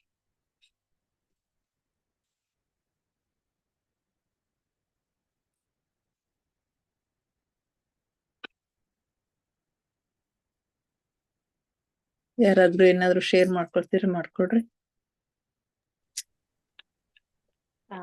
Madam ಇವತ್ತು ಕೊನೆ 5 ನಿಮಿಷ ಬಾಕಿ ಮೇಲೆ ಇನ್ನು 2 ನಿಮಿಷ ಅಂತಿರಲ್ರಿ, ಅದಕ್ಕಿಂತ ಮೊದ್ಲು ಹಿಂಗ ಏನೋ ನೆರಳು ಹಾಕೋದಂಗ ಐತ್ರಿ ಮೇಡಮ್. ಹೌದ್ರಿ. ಒಂದ್ ದೊಡ್ಡ ಶಾಡೋ ಹಿಂಗ ಹೋದ್ರ ಹೆಂಗ ಆಗ್ತದಲ್ಲ. ಆಮೇಲೆ ಕಣ್ಣು ಮುಚ್ಕೊಂಡ್ಮೇಲೆ ಲಾಸ್ಟ್ ಕೈಗಳು ತಂದು ಕಣ್ಣಿನ ಮೇಲೆ ಮುಚ್ಕೊಂತಿರಲ್ಲ, ಅವಾಗ ಬೆಳಕ್ ಅನಸ್ತ್ರಿ ಮೇಡಮ್. ಬೆಳಕ್ ಅನ್ಸ್ತು, ಆಮೇಲೆ ಮತ್ತೆ ಕತ್ಲ ಅನ್ಸ್ತು. ಬಂದು. ಹೌದಾ? Okay madam, okay. ಯಾರೋ ಮಾಸ್ಟರ್ಸ್ ಬಂದಿರ್ತಾರ್ರಿ ಮೇಡಮ್. ಯಾರೇ ಮಾಸ್ಟರ್ಸ್ ಬಂದ್ ಹೋಗ್ತಾರ. ಸ್ವಲ್ಪ ಭಯ ಆದಂಗಾಯ್ತು. ಆಮೇಲೆ ನೀವ್ ಅಂತಿರಲ್ಲ ಭಯ ಪಡಬಾರ್ದು ಅಂತ, ಹಿಂಗ ಕಣ್ಣೀರಿಂದ ಹೋದಂಗಾಯ್ತು ನೋಡ್ರಿ. ಹೌದಲ್ರಿ? Okay madam, okay. ಒಳ್ಳೆ experience madam. Okay, thank you. Okay madam. Madam Vijayalakshmi madam ಮಾತಾಡ್ತೀರಿ? ಚೆನ್ನಾಗ್ ಅನಿಸ್ತು ಮೇಡಮ್. ನನಗ ಗೋಲ್ಡನ್ ಲೈಟ್ ಬಂತು. ಹೌದಾ? ಮತ್ತೆ ಕಣ್ಣಿನ ಮೇಲೆ ಕೈ ಇಟ್ಕೊಂಡಾಗ ಏನೋ ಒಂದ್ ಮುಖ ವಿಕಾರವಾದ ಮುಖ ಬಂದಂಗಾಯ್ತು. ಭಯ ಆಯ್ತು ಒಂಥರ. ಗೊತ್ತಿಲ್ಲ, ಅದು ನಮ್ ಭಯನೇ ಇದ್ದಿರ್ಬಹುದು. ಚೆನ್ನಾಗ್ ಅನಿಸ್ತೀವಿ. Okay madam, okay. Thank you madam. ಮತ್ತೆ ಯಾರು ಶೇರ್ ಮಾಡ್ಕೋತೀರಿ? ಗಂಗಾ ಧ್ಯಾನ ನಿನ್ನೆನೆ ಪೂರಾ 10:30 ತನ ನನಗೆ ಎಚ್ಚರ ಆಗಿಲ್ಲ. ನೋಡ್ತೀನಿ ನೀವ್ ಹೋಗೇ ಬಿಟ್ರಿ, ನನಗ್ ಗೊತ್ತೇ ಇಲ್ಲ. ದಾನ್ದಾಗೆ ಹೋಗ್ಬಿಟ್ಟಿದ್ದೆ ಪೂರಾ. ಏನು ಮಾತಾಡಿದ್ದು ಗೊತ್ತಾಗಿಲ್ಲ. ಹೌದಾ? 10:30ಗೆ ಎದ್ದೆ. ಚೆನ್ನಾಗ್ ಅನಿಸ್ತು ನಿನ್ನೆನು. ಇವತ್ತು ಇದು ನೀವ್ ಹೇಳಿದ್ದು ಇದು ಸೀತಾಯಣ ಬಹಳ ಚಂದ ಇತ್ತಪ್ಪ. ಒಂದು ಜನ್ಮಗಳ ಬಗ್ಗೆ ಹೇಳಿದ್ದು, ಸೀತಾ ಮಾತೆ ಅದೆಲ್ಲ, ಪಾರ್ವತಿ ದೇವಿ ಬಂದು ಅದು ಕಣ್ಣು ಮುಂದ್ ಬರೀ ಅದ್ ಗಿಡದೊಳಗ ಕುತ್ತಂಗ್ ಕಾಣಿಸ್ಲಕತ್ತ ನನಗ. ಪಕ್ಷಿ ಹಕ್ಕಿ ಕೂತಿದ್ದು ಕಾಣಿಸ್ದಂಗ ಆಲಕತ್ತಿತ್ತು. ಆಮೇಲೆ ಎಷ್ಟ ಅವರು ಸೀತಾಮಾತೆನೂ ಆಕಿಗೆ ಹೆಲ್ಪ್ ಮಾಡಿರ್ತಾಳ. ಅದೇ ಇವನ್ ಹನುಮಂತ ಇವನಿಗೆ ಗಣಪತಿದು ತಲಿ ತೆಗ್ದಾಗ ಅದೇ ಅದು ಸಹಾಯ ಮಾಡಿದ್ದಕ್ಕಾಗಿ ದೇವಿ ಹಕ್ಕಿ ರೂಪದಲ್ಲಿ ಬಂದ್ ಅಕ್ಕಿಗೆ ಸಹಾಯ ಮಾಡ್ತಾಳ. ಅದೇ ಒಂದ್ ಸ್ವಲ್ಪ ನಾವ್ ಸಹಾಯ ಮಾಡಿ 10 ಪಟ್ಟು ನಮಗ ಅದು ಬರ್ತದ ಅನ್ನೋದು ಎಲ್ಲಾ ನನಗ್ ತುಂಬಾ ಟಚ್ ಆಯ್ತದು. ಆಮೇಲೆ ಒಂದ್ ಸಡನ್ ಕಪ್ಪನ ಹಿಂಗ ಮ್ಯಾಲಿಂದ ಒಂದ್ ಹುಡುಗಿ ಬಂದ್ ನಿಂತಂಗ ಆಗ್ಬಿಡುತ್ತೆ ನನಗ. ಅದು ಭೂಮಿ ಮೇಗೆಲ್ಲ ಸಡನ್ ಇಳಿದು ಹುಡುಗಿ ಸ್ಕರ್ಟ್ ಹಂಗ ಟಾಪ್ ಆಯ್ತು ಉಟ್ಕೊಂಡ್ ನಿಂತಂಗ ಆಯ್ತು. ನಿಂತ ಇದಾಯ್ತು. ಆಮೇಲೆ ಸ್ವಲ್ಪ ಹೊತ್ತಾದ್ಮೇಲೆ ಜಪಮಣಿ ಹಿಡಿದ ಋಷಿಗಳು ಇರ್ತಾರಲ್ಲ, ಅವ್ರು ಕಾಣಿಸ್ಕೊಂಡ್ರು. ಅದೇ ಚಂದ ಅನಸ್ತು. ಹೆಂಗ ಅಲತ್ತಂದ್ರ ನಂಗೆ ಧ್ಯಾನ ಯಾಕೆ ಮುಗಿತು ಅನ್ಸ್ಲಿಕತ್ತದ್ರಿ. ಒಟ್ಟ ಟೈಮ್ ಯಾಕೆ ಆಯ್ತು ಅನ್ಸ್ಲತ್ತದ. ದಿನಾ ಕುಂದ್ರಬೇಕಿನ ಡೀಪ್ ಹೋಗ್ಬೇಕ ಅನಸ್ತಾನೆ ಇರ್ತದ. ಡೀಪ್ ಹೋಗ್ತಾ ಇರ್ತೀನಿ, ಎದ್ದು ಬರಂಗ. Okay, thank you. Thank you. Okay, ನಾಳೆ ಮತ್ತೆ ಭೇಟಿಯಾಗೋಣ. ನಾಳೆನೂ ಇನ್ನ ಕೆಲವು ಯಾರ್ಯಾರು ಹೆಲ್ಪ್ ಮಾಡ್ತಾರಲ್ಲ ಸೀತಾಮಾತೆಗೆ ಅವ್ರದ್ದು ಎಲ್ಲಾರ್ದು ವೃತ್ತಾಂತದ, ಅದಕ್ಕೆ ಅವೆಲ್ಲ ಸಾವಕಾಶ ಹೇಳ್ಬೇಕು, ಗಡಬಡ್ ಮಾಡೋದ್ ಬೇಡ ಅಂತ ಹೇಳಿ ಅರ್ಧಕ್ಕೆ ನಿಲ್ಲಿಸ್ದೆ ನಾನು ಇವತ್ತು. ಓಕೆ. ಮೇಡಮ್, ಶೋಭಾ ಮೇಡಮ್ ಅವ್ರಿಗೆ ಲಿಂಕ್ ಓಪನ್ ಮಾಡಕ್ಕೆ ಬರ್ತಾ ಇಲ್ವಂತೆ ಇವತ್ತ. ಯಾಕ? ಇವತ್ತಿಲ್ಲ, ನಿನ್ನೆನೋಯಿಂದ ಅವ್ರಿಗೆ ಅದು ಏನೋ ಗೊತ್ತಿಲ್ಲ, ಪಾಪ ಮರ್ತೋಗ್ತಾ ಇದೆ ಅಂತ. ಏನ್ ಮಾಡ್ಬೇಕು ಗೊತ್ತಾಗ್ತಾ ಇಲ್ಲ. ಅರೆ ಮರ್ತ್ ಹೋಗ್ಲಿಕತ್ತಂತ್ರಿ. ಅವ್ರು ಡೀಪ್ ಅಂತ ಧ್ಯಾನದಾಗ ಹೋಗ್ಲಿಕತ್ತೀನಿ ಅಂತ ಹೇಳಿಕತ್ತಿದ್ರು. ನೀವ್ ಮಾತಾಡಿದ್ರೇನ? ಇವತ್ತ ಅವ್ರೇ ಫೋನ್ ಮಾಡಿದ್ರು. ನನ್ಗದು ಲಿಂಕ್ ಓಪನ್ ಮಾಡಿದ್ಮೇಲೆ ಏನೋ ಪಾಸ್ವರ್ಡ್ ಎಲ್ಲ ಕೇಳತ್ತಂತೆ. ಅದ್ ಏನ್ ಹಾಕ್ಬೇಕು ಅಂತ ಅವ್ರಿಗೆ ಗೊತ್ತಾಗ್ತಾ ಇಲ್ಲ. ಏನ್ ಕೇಳಲ್ಲ, ಡೈರೆಕ್ಟ್ ಡೈರೆಕ್ಟ್ ಲಿಂಕ್ ಓಪನ್ ಆಗ್ತದ್ರಿ. ಅವ್ರು ಸೈನ್ ಇನ್ ಟಚ್ ಮಾಡ್ಬಿಡ ಅಂತ ಹೇಳ್ರಿ. ಮತ್ ಯಾವ್ದು ಇದು ಮಾಡಕತ್ತಾರ ಯಾರಿಗ್ ಗೊತ್ತವ್ರು. ಇದೇ ಅದು ಸೈನ್ ಇನ್ ಟಚ್ ಮಾಡ್ಬಿಡಕ್ ಹೇಳ್ಬೇಕು, ತಾನೇ ಜಾಯಿನ್ ಆಗ್ತದ. ನೋಡೋಣ, ಕೇಳ್ತೀನಿ. ಏನ್ ಪ್ರಾಬ್ಲಮ್ ನನ್ಗೂ, ನಾ ಇಲ್ಲಿ ಬೆಂಗಳೂರಿದ್ದು ಏನ್ ಹೆಲ್ಪ್ ಮಾಡಕ್ ಆಗ್ತಾ ಇಲ್ಲ. ಅದಕ್ಕೆ ತುಂಬಾ ಬೇಜಾರ್ ಮಾಡ್ಕೊಂಡಿದ್ರು ಪಾಪ. ಅಯ್ಯೋ, ಆಯ್ತು. ಯಾರು ಹೆಲ್ಪ್ ಮಾಡೋರಿಲ್ಲ ಅಂತ ಇದ್ರು. ಮಾತಾಡ್ತೀನ್ರಿ ಮೇಡಮ್ ನಾನು. Okay madam, okay. ಮತ್ತೆ ಭೇಟಿ ಆಗೋಣ ನಾಳೆ ಥ್ಯಾಂಕ್ ಯು. ನ್ಯಾಯ ಸತ್ಸಂಗದೊಂದಿಗೆ. ಎಲ್ಲರಿಗೂ ಮತ್ತೊಮ್ಮೆ ಧನ್ಯವಾದಗಳು. Thank you. ತಮಗೂ ಧನ್ಯವಾದಗಳು. Thank you. ನಮಗೂ ಧನ್ಯವಾದಗಳು. Thank you.